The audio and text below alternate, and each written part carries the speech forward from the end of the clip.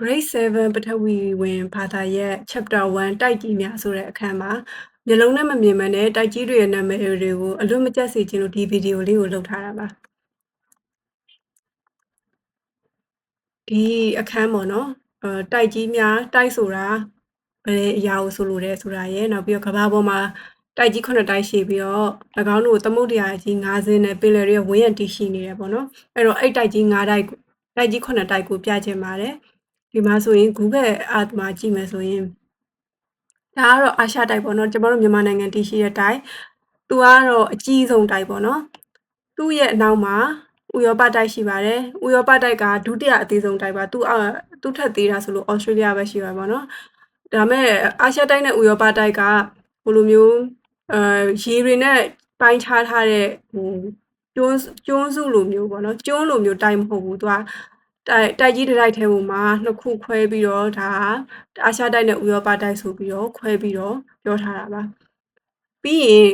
အာရှတိုက်ပြီးအကြီးဆုံးကသူ့ရဲ့အနောက်မှာပေါ့နော်သူ့ရဲ့အနောက်ကပ်ရက်မှာတင်အာဖရိကတိုက်ရှိပါတယ်ဒါကအာရှတိုက်ပြီးအကြီးဆုံးတိုက်ပါပြီးတော့အာဖရိကတိုက်ပြီးရင်ရေချားပြီးပေါ့နော်ရေတော်တော်ဝေးကိုချားပြီးတော့အမေရိကတိုက်ရှိပါတယ်မြောက်အမေရိကတိုက်ရဲ့တောင်အမေရိကတိုက်ရဲ့ပါ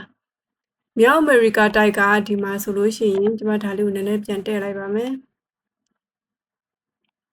မြောက်အမေရိကတိုက်ပေါ့နော်ဒါက USA ပေါ့နော် United States of America ဒီ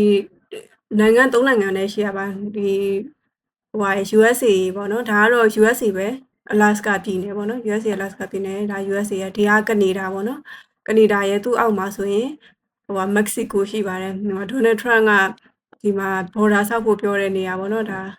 border ဆောက်ဖို့ပြောတဲ့နေရာပါသူ့ရဲ့အောက်မှာဆိုလို့ရှိရင်ဒါတောင်အမေရိကတိုက်ပါမြောက်အမေရိကတိုက်ပြီးရင်အကြီးဆုံးပေါ့နော်ဒါတောင်အမေရိကတိုက်တောင်အမေရိကတိုက်ပြီးရင်တော့ပေါ့နော်အန်တာတိကတိုက်ပေါ့နော်အန်တာတိကတိုက်ရှိပါတယ်အန်တာတိကတိုက်ပြီးရင်တော့အသေးဆုံးကဒီမှာဩစတြေးလျတိုက်ပါဒါလေးကစောင်းနေလို့ပြန်တက်လိုက်ပါဦးမယ်ဒါဩစတြေးလျတိုက်ပါဩစတြေးလျတိုက်ကတော့မြန်မာပြည်ထက်တောင်အာရှတိုက်ထက်တောင်အရှေ့ကိုရောက်ပါတယ်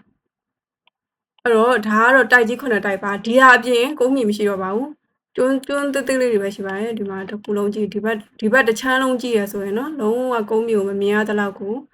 ရှိပါတယ်ဒါတွေအကုန်လုံးကသမုဒ္ဒရာတွေနဲ့ပင်လယ်တွေပါအဲ့တော့ဒါကတော့ခုနပြောတဲ့တိုက်ကြီး9တိုက်ပါ